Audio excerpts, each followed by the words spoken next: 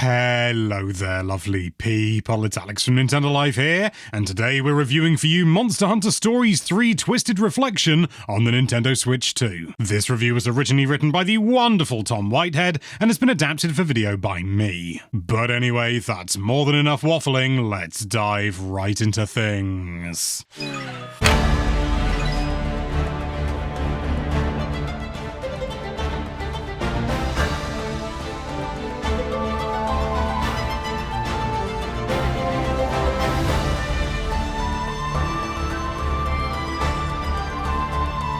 It's fair to say that at the time of recording, Capcom is on an absolute roll with Nintendo Switch 2. Monster Hunter Stories 3 Twisted Reflection arrives against that backdrop, but also as a continuation of a franchise spin-off that began as a 3DS exclusive. Nintendo systems have benefited from plenty of Monster Hunter games since the days of the Nintendo Wii, and this latest title is not only a welcome addition, but also yet another monstrous IP on Nintendo's latest platform. As mentioned in our written preview over on NintendoLife.com, it's worth noting that if you're new to Monster Hunter Stories but like the concept enough to dive into this new entry, you can do so with confidence. There are some nice little nods and lore references for long-term fans, but everything is presented in a way to accommodate all players. Both previous games are also available on Switch, however, if you do want to go all in. That means once again that Capcom delivers its own blend of monster, or indeed Monstie collecting with all the trappings of large RPGs. Massive spaces to explore, more optional content than you can shake a stick at,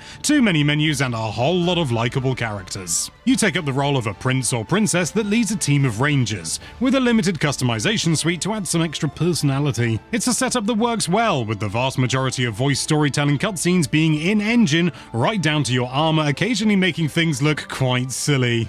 Would it be a Monster Hunter game without that? What comes is a tale wrapped in some relatively heavy themes: ecological preservation, warring nations, and historical sins coming back to haunt society. That said, in the spaces between these serious moments, you'll also find a lot of levity and optimism, staying true to the series' style. The story itself, in conventional RPG fashion, acts as an occasional cut-in amongst plenty of exploring, side quests, and party building. A strength in this series continued here is that the ongoing cycle is kept interesting by taking you across a number of varied biomes, just like most of the main series games, each with their own people and monsters to encounter. Each area is a mini RPG in itself, in a sense. If you're going deep, you can strive to revive each ecology by finding Monstie eggs to hatch and then release back into the wild. If you're planning to revive every ecology fully, it's gonna take you a while. A key part of that mechanic, and indeed the broader game, is to visit dens to obtain eggs which you then hatch. These can be found pretty much everywhere all over the world, or if you win an encounter against a monster, there's a chance they'll retreat to their den.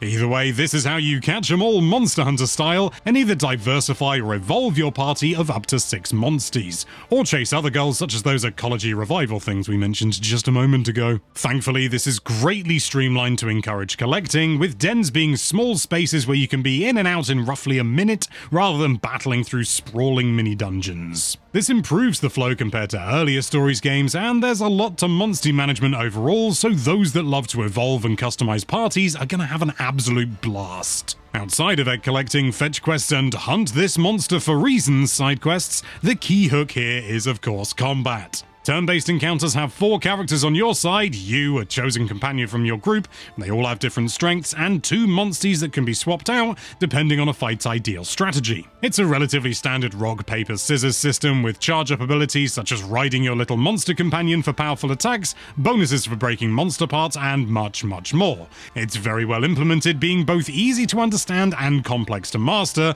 making players think about their plan of attack rather than just spamming moves. In the endgame, it's absolutely essential to have the right team combinations to even stand a chance. Unfortunately, this entry does carry a similar complaint to its predecessors, especially as it may be a title attractive to younger or less experienced gamers. The required grind, especially to get past the endgame, can be tedious if you don't want to do so excessively. There aren't any difficulty settings, and failed attempts give useful tips, but no other concessions beside that. There are some occasional difficulty spikes throughout the game where you go from easily clearing a major fight to getting absolutely smacked down within 30 minutes at the next story beat. The previous games did this as well, and whilst it may suit the grind lovers out there, it is at the expense of those that just want to enjoy the story without hunting for every kind of egg and maxing out their team. That being said, the journey is worth it overall, and it's a lovely space to be in. The cast are charming, amplified further in side stories you can undertake,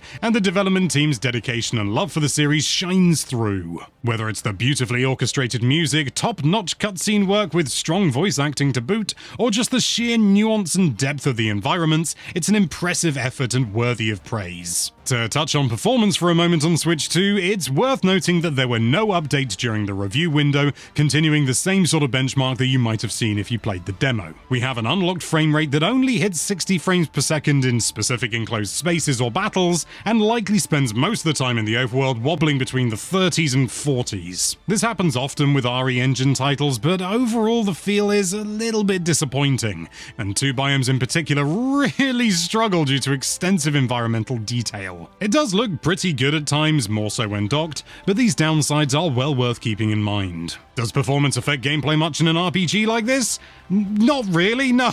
But should it be better than it is? Yeah, it should. This isn't as lush as other games that use the same engine on Switch 2, but it runs worse, almost certainly down to the large open spaces and hangovers from the way that the technology was used by the dev team in the previous two games. If you are keen to play the game and want to enjoy it on Switch 2, the performance is functional for the genre. But it would be really nice if Capcom could, optimize it up a bit and maybe even stick in a frame cap option. That seems like a bigger mission. Monster Hunter Stories 3 Twisted Reflection is another strong entry in this series, and deserving of a place at the top table alongside a number of other excellent RPGs on Switch 2. A well-told story, an intriguing world, and some excellent mechanics ultimately overshadow the usual, for this series, balancing issues and performance wobbles. If you wanted to collect them all within a charming Monster Hunter setting, this game will keep you busy for a long time. Monster Hunter Stories 3 Twisted Reflection, you're getting an 8 out of 10 from us. Now that we got the official stuff out of the way, it means it's time for Alex's personal thoughts, and I need to do a couple of prefaces first. First of all, I have not been able to play masses of this game, just due to a number of different factors. I am not that far in, so please take everything that I'm about to say with that in mind. Also, I'm not feeling too hot, so if you thought my voice sounded a bit funny during the review, that's why! I have been really enjoying this game, though. What limited time I've had with it has been excellent. I wasn't initially super sold on just the idea, sort of the story and things like that. It sounded like, oh no, if you don't know, it's like there's two Rathalos that have been born from one egg, and that's a bad thing. There's a bit more to it than that, but that's the general gist. But they do a really good job of taking that one small idea and making something really impressive out of it. And from a story point of view, I've been finding it genuinely gripping, even when Pacopia's been sitting right there. The performance issues are a bit of an oddity, not in the fact that they exist, but just the fact that there isn't some sort of frame cap here, even just as a default, not even a default option, just as an option, You go into the system settings and you can choose between, I don't know, performance and or just unlock frame rate as a tick box, Is that the term? Do I mean radio button? I do not feel well. But the core loop of finding monster eggs, hatching them, fighting in them, it all sounds relatively basic on paper, but it is a really satisfying loop. And when you get into a monster den, you rummage through the nest, and this has been done in the previous games as well, but I still always liked it. You get there, you get to the nest, you rummage around, you pick up an egg, and it doesn't make any sense. There would be multiple species sharing a nest, but let's ignore that. And you find an egg and you go, oh, it's not the one I want, and you can keep dipping back in and pushing your luck, but the more you dip in, the more likely that, a parent monster's gonna come out, or just a big monster nearby.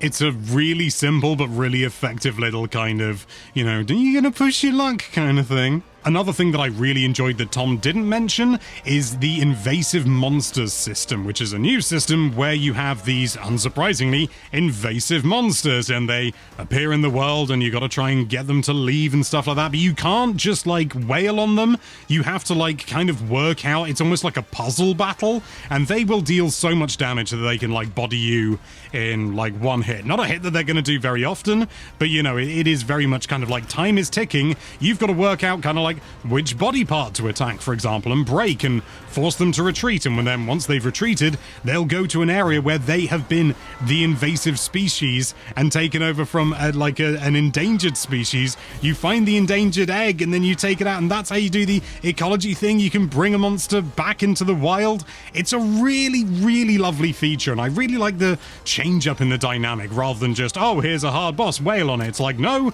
you got to work out what thing you got to attack, and you can improve your chances by like sneaking around and finding tracks and things like that. And Rudy, your little palico pal, will do his best to try and help you out, but oftentimes it's not especially difficult to work out what to do. Like I can't give it away or anything like that, and I don't want to, but the game sort of says look for subtle clues, and some of the clues are not exactly subtle. It is really good though. I'm really keen to get stuck in with more of it. The little that I've played has been excellent. Oh.